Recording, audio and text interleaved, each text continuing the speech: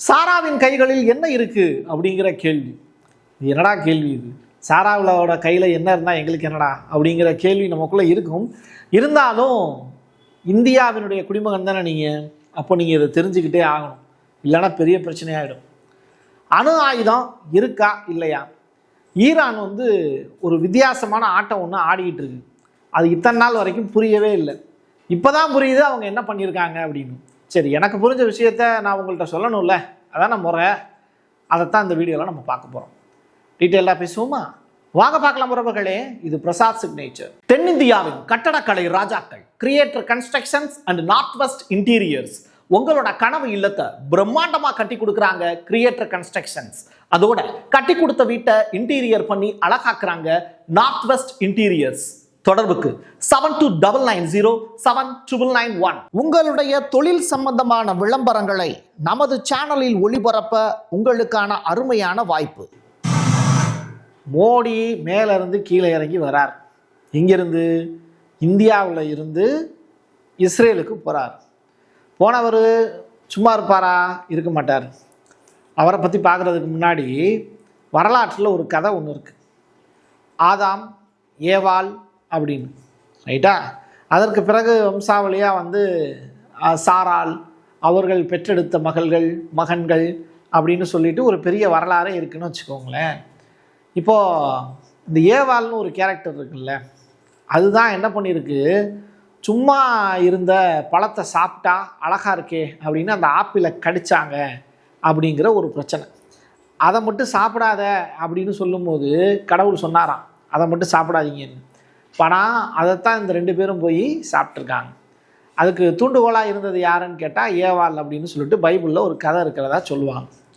இப்போது நம்ம நேரடியாக விஷயத்துக்கு வருவோம். வீடியோவை பார்த்துறீங்களா?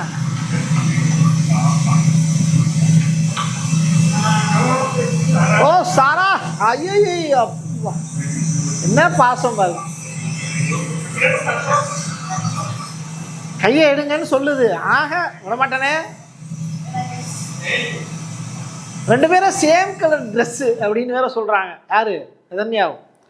சரி, இப்போ இந்த இடத்த நல்லா கவனிங்க. பாசமா பேசுறாரு. பிபி அப்படின்ட்டு வந்தார்.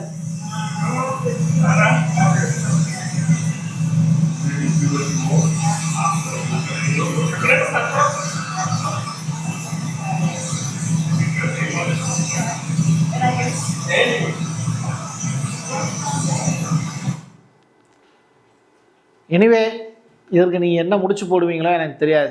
ஆனால் இந்தியாவில் இருக்கக்கூடிய சில ஏஜென்சிஸ், ஏஎன்ஐயாக இருக்கட்டும், சில முக்கியமான டிவி சேனல்ஸ், நேஷ்னல் மீடியாவாக இருக்கட்டும், பிபியை மீட் பண்ணுறதை மட்டும்தான் காமிச்சாங்க. சாராவோடு கைகுலுக்கக்கூடிய காட்சிகள் 1 நிமிடத்துக்கு மேலே போகுது. அந்த காட்சிகளை கட் பண்ணிட்டாங்க. அதற்கு ஏதோ வெளிநாட்டு கொள்கைகள் கூட காரணமாக இருக்கலாம். இதோடு நான் நிறுத்திக்கிறேன். எனக்கு இதுக்கு மேலே இதில் பேசுகிறதுக்கு மனசு வர மாட்டேங்குது. இந்தியா இஸ்ரேலுடன் நிற்கிறது அப்படிங்கிறது ஸ்டேட்மெண்ட்டு. யார் சொல்லியிருக்கா? பிரதமர் நரேந்திர மோடி அவர்கள் சொல்லியிருக்கார். எங்கே போய் பேசியிருக்காரு? இஸ்ரேலுடைய நாடாளுமன்றத்தில் போய் பேசியிருக்கார். இஸ்ரேல் தந்தை நாடு அப்படிங்கிற ஸ்டேட்மெண்ட்டு இதெல்லாம் யார் கேட்டா? ஆனால் நான் பேசுவேன். ஏன் அப்படின்னா எப்ஸ்டீன் ஃபைல்ஸ். ஓகே, இஸ்ரேல் தந்தை நாடு அப்படின்னு சொல்லியிருக்காரு. இந்தியா தாய்நாடு அப்படிங்கிற வார்த்தையை பயன்படுத்தியிருக்கார். மேலும் துணிச்சலான மற்றும் அழகான இஸ்ரேலிய பெண் அப்படிங்கிற ஒரு வார்த்தையை மையப்படுத்தியிருக்காரு. அந்த அழகான இஸ்ரேலிய பெண் யார் அப்படிங்கிறத நீங்கள் ஏற்கனவே பார்த்தீங்கல்ல வீடியோவில். அதையும் இதையும் சேர்த்துலாம் முடிச்சு போடக்கூடாது, புரியுதா? அது தப்பு. ஸோ அவ்வளோதான் விஷயம். அடுத்ததாக பிரதமர் நரேந்திர மோடி அவர்கள் என்ன பேசியிருக்கார் அப்படிங்கிறத பார்ப்போம். India stands with Israel. Stand with Israel. With full conviction in this moment and beyond. Okay, இஸ்ரேலின் பக்கம் இந்தியா நிற்கிறது அப்படிங்கிறது தான் ஸ்டேட்மெண்ட். நான் எப்போதும் ஈர்க்கப்பட்ட நிலத்திற்கு திரும்புவதில் மிகவும் மகிழ்ச்சி அடைகிறேன் அப்படிங்கிற ஸ்டேட்மெண்ட்டை சொல்லியிருக்கார். எல்லாவற்றுக்கும் மேலாக இந்தியா இஸ்ரேலை முறையாக அங்கீகரித்த அதே நாளில் தான் நான் பிறந்தேன் அப்படிங்கிற ஸ்டேட்மெண்ட்டு. 1948 தான் பிரதமர் நரேந்திர மோடி அவர்கள் பிறந்தாரா அப்படின்னு கேட்காதீங்க. என்னைக்கு இஸ்ரேலுக்கு சுதந்திரம் கிடைச்சதோ அன்னைக்கு அவர் பிறந்ததாக சொல்றார். அந்த டேட்டு இதுவும் கோயின்சிடென்ஸ். ஓகே. முதல் உலகப் போரின் போது இந்தியா ஒருபோதும் நம் பக்கம் இருந்து விலகவில்லை. இதை யார் சொல்றா? நெதன்யாகு அவர்கள் நாடாளுமன்றத்தில் பேசும்போது சொல்றார். வேர்ல்டு வாருடைய ஃபர்ஸ்ட் வேர்ல்டு வார் நடந்துச்சுல, அப்பையிலேருந்தே இந்தியா யார் பக்கம் நிற்குது? இஸ்ரேலின் பக்கம் நிற்குது அப்படின்னு சொல்றார். அப்போ இஸ்ரேலுங்கிற நாடே உருவாகலை. இந்திய தளபதிகள் நமக்காக தங்கள் உயிரை கொடுத்தனர் அப்படிங்கிற ஸ்டேட்மெண்ட். உலகத்தில் இருக்கக்கூடிய ஒட்டுமொத்த நபர்களுடைய உயிரை பூரா நீங்கள் தானடா எடுக்கிறீங்க அப்படின்னு ஜூஸை பார்த்து கேள்வி கேட்டால் இங்கே சில பேருக்கு கோவம் கொப்புளிச்சு வந்துடும். மோடி ஒரு நண்பர், சகோதரர் அப்படின்னு சொல்கிறதுல நான் ரொம்ப பெருமைப்படுறேன் அப்படின்னு சொல்கிறார். நெசட்டினுடைய சபாநாயகர் உகானா இவர் தான் இருக்காரு இல்லையா? இப்போது இஸ்ரேலுடைய ரொம்ப விலை உயர்ந்த மதிப்புமிக்க ஒரு மெடல், அதை மோடியினுடைய கழுத்தில் மாட்டி அழகு பார்க்குறாங்க. ரைட்டா? நம்ம ஊர்லெலாம் வந்து சில இதுக்கு செயின் கட்டி விடுவாங்க. அது மாதிரியான காட்சிகளா அப்படின்னு நீங்கள் கேட்கக்கூடாது. இது வந்து மரியாதைக்குரிய ஒரு நிகழ்வு. சரியா? அடுத்ததாக ஜெடி வான்ஸ் அவர்கள் பேசி இருக்கக்கூடிய விஷயங்கள் என்ன? That causes problems for us. In fact, we've seen evidence that they have tried to do. எவிடன்ஸ்லாம் வச்சிருக்காராம்ல. என்ன எவிடன்ஸ்? இவர் பேசினார்னா ஈரானை பத்தி ஏதாவது இருக்கும். The president has said repeatedly he wants to address that problem diplomatically, but of course the president has other options as well. On what we need to see from ட்ரம்புக்கு ஏகப்பட்ட options இருக்கு அப்படிங்கிறார். என்ன option பார்த்துருவோமா? Iran அணு ஆயுதங்களை மீண்டும் உருவாக்குவதற்கு முயற்சிக்கிறது, அதற்கான ஆதாரங்கள் எல்லாமே ட்ரம்ப் கிட்ட இருக்கு அப்படின்னு சொல்றார். யார் சொல்கிறா? ஜேடி வான்ஸ் துணை ஜனாதிபதி சொல்கிறார். ஆனால் எங்களுடைய ட்ரம்ப் அவர்கள், பிரசிடெண்ட் அவர்கள் டிப்ளமசி ராஜதந்திரத்தையே விரும்புகிறார். அவருக்கு வேறு சில வழிகளும் இருக்குது. அதை நோக்கி போக வச்சிடாதீங்க, கோவக்காரங்க நாங்கள், எங்களை சண்டைக்கு கூப்பிடாதீங்க அப்படிங்கிறத சொல்கிறார். இந்த நேரத்தில் ஒரு வித்தை ஒன்று காட்டுற மாதிரி ஒரு விஷுவல் ஒன்று கிடச்சிது. குரலி வித்தை மாதிரி. இந்த பாருங்கள், நம்ம ஊரில் குரலி வித்தெல்லாம் இப்படி தான் காட்டுவாங்களா அப்படின்னு கேட்டால் அது வித்தியாசமாக இருக்கும். இவங்க விமானங்களை வச்சு வித்தை காமிச்சிட்டு இருக்காங்க.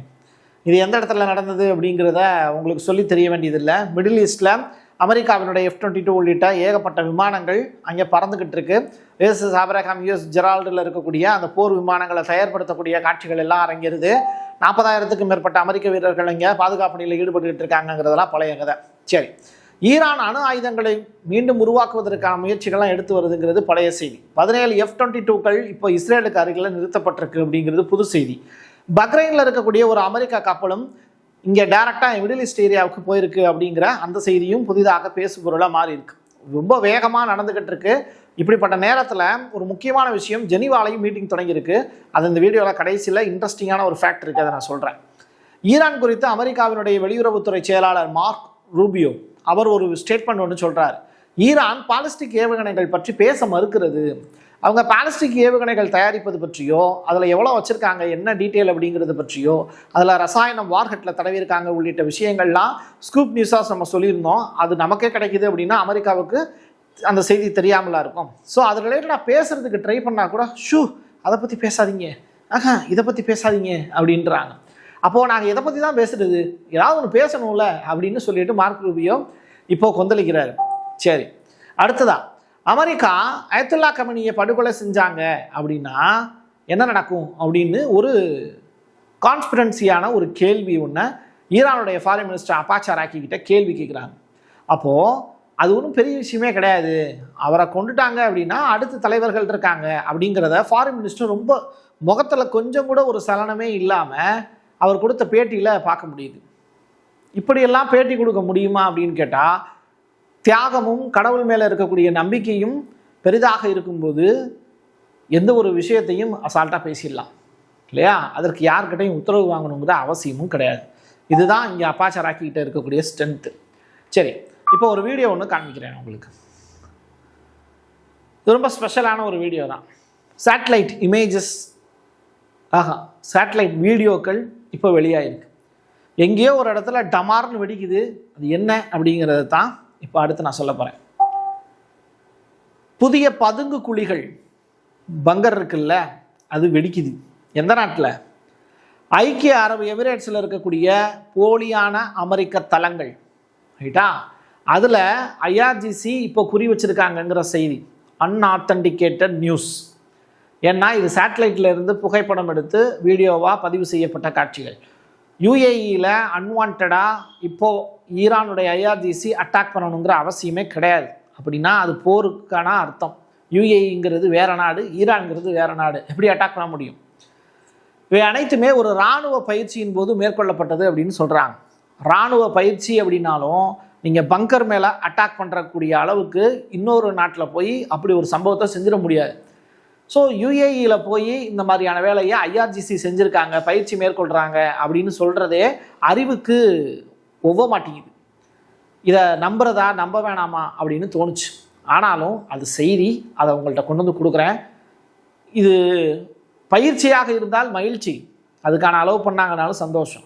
பட் இது பயிற்சியாக இல்லாமல் அது ஒரு அட்டாக்காக நடந்தது அப்படின்னா, அடையாள அட்டாக்காக நடந்ததுன்னா, சவுதி அரேபியாவுக்கு ஆதரவாக ஈரான் யுஏஇ மேலே போர் தொடுத்திருக்குன்னு அர்த்தம். புரியுதா உங்களுக்கு?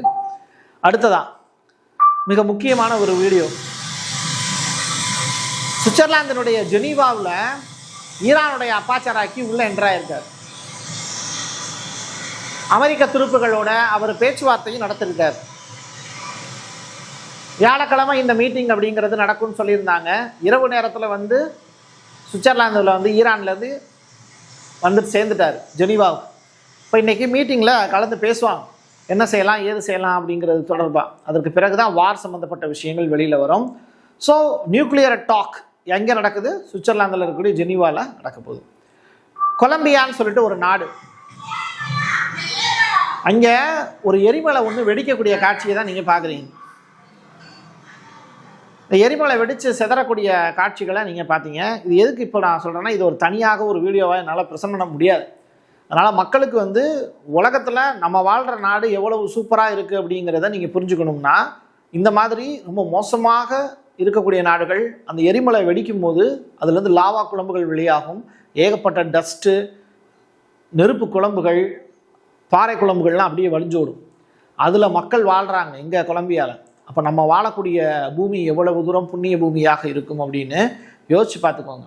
இருப்பதை வைத்து பெருமையோடு வாழ்வோம். என் கையெழுத்து என் மக்களுக்கானது உறவுகளே. மீண்டும் ஒரு பதிவில் சந்திக்கலாம். நன்றி, வணக்கம். Prasad signature media broadcasting private limited. நீங்க நியூஸ் ரீடரா மாறணுமா? கண்டென்ட் கிரியேட்டரா உருவாகணுமா? சேட்டலைட் சேனல்ல ரிப்போர்ட்டரா வேலை பார்க்கணுமா? டாக்குமெண்ட்ரி மேக்கிங்ல இருந்து ஜேர்னலிசம் பற்றிய முழுமையான பயிற்சி பெற உங்களுக்கான அருமையான வாய்ப்பு. எங்களை தேடி வாங்க. ஆன்லைன் மற்றும் நேரடி பயிற்சி வகுப்புகளும் சர்டிபிகேட் கோர்ஸாவே கத்துத்தரும். மீடியா துறையில் 10 ஆண்டுகளுக்கு மேல அனுபவம் உள்ளவர்கள் பயிற்சி கொடுப்பார்கள். வாய்ஸ் ஓவர் தொடங்கி வாய்ஸ்லெஸ் பீப்புளுக்காக உங்களை சிறந்த ஜேர்னலிஸ்டா உருவாக்க வேண்டியது எங்களோட பொறுப்பு.